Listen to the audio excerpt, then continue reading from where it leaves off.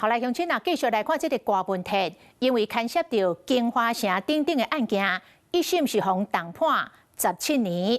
民眾黨認為冤枉判決無公正，所以號召支持者後日禮拜要就開道討公道。行政院長杜英泰回應講，民主時代無一個執政黨會當來操控着司法的案件。另外，國民黨的立委蔡正元因為三中案，今仔日要開始入去關。郭文鐵昨深夜去因兜甲探視，佫拋出着兩個人做伙翕的相片，寫講兄弟保重。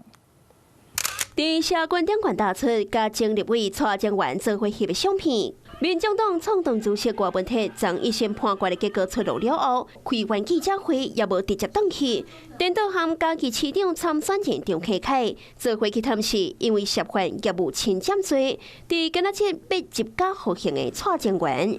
佇宣判後的加長工節起，郭文鐵無現身，顛倒是民眾黨中央大動作宣告後一步。上凱道，討公道。民眾黨發出着全國的動員令，將小草包圍北檢，又閣衝入去記者會現場讚聲。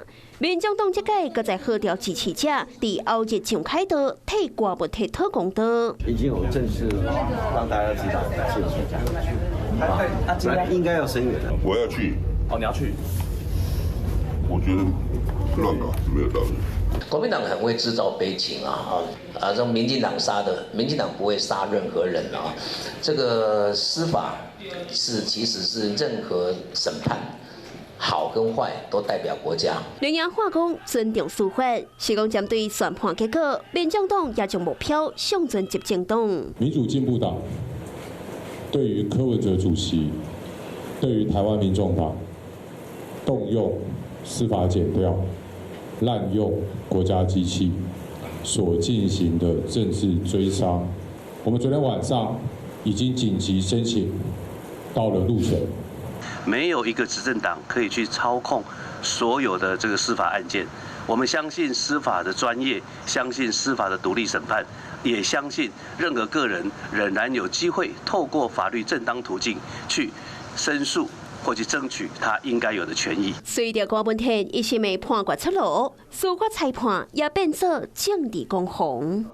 Hello， 我是林純佩。想要掌握最及時的新聞資訊或是體壇動態嗎？趕快按讚、訂閱、開啟小鈴鐺，鎖定華視新聞的 YouTube 頻道。